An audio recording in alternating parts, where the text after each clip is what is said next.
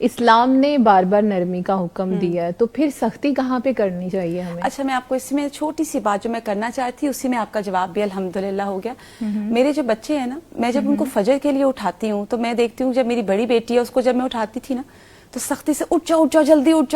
جاؤ. تو میں دیکھتی تھی وہ بہت مشکل سے اٹھتی تھی، اس کی نماز کی وہ چیز بھی نہیں ہوتی تھی، اس کے لیے بوجھ ہو جاتی تھی. اب جیسے جب میں بچوں کو اٹھاتی ہوں تو میں ان کو پیار سے آرام سے، اب ذرا میں نے جب اب کافی عرصے سے اپنا طریقہ، تو وہ بچے جوائفلی اٹھتے ہیں، وہ فریش اٹھتے ہیں، وہ خوشی کے ساتھ اٹھتے ہیں،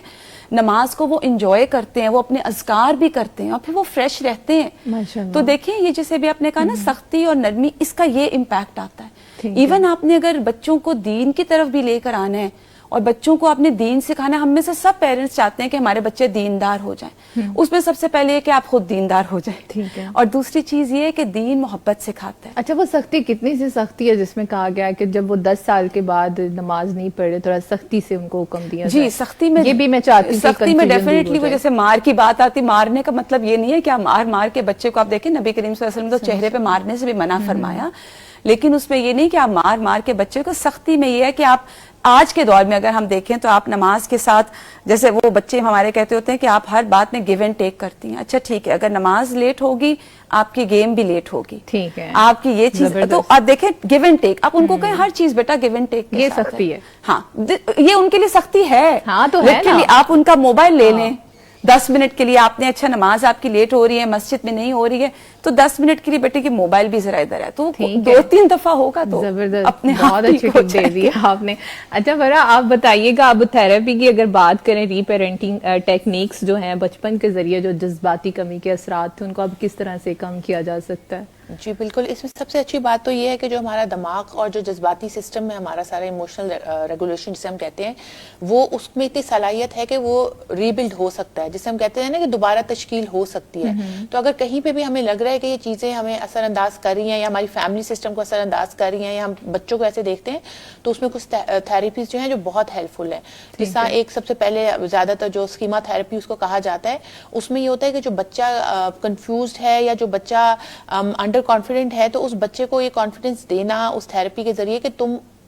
صحیح ہو اور تمہاری ایگزسٹنس ہے. کیونکہ کئی بچے تو اتنے نیگیٹو ہوئے ہوتے ہیں کہ وہ اپنے آپ سے ہی نفرت کر رہے ہوتے ہیں کہ میں پیدا کیوں ہو گیا.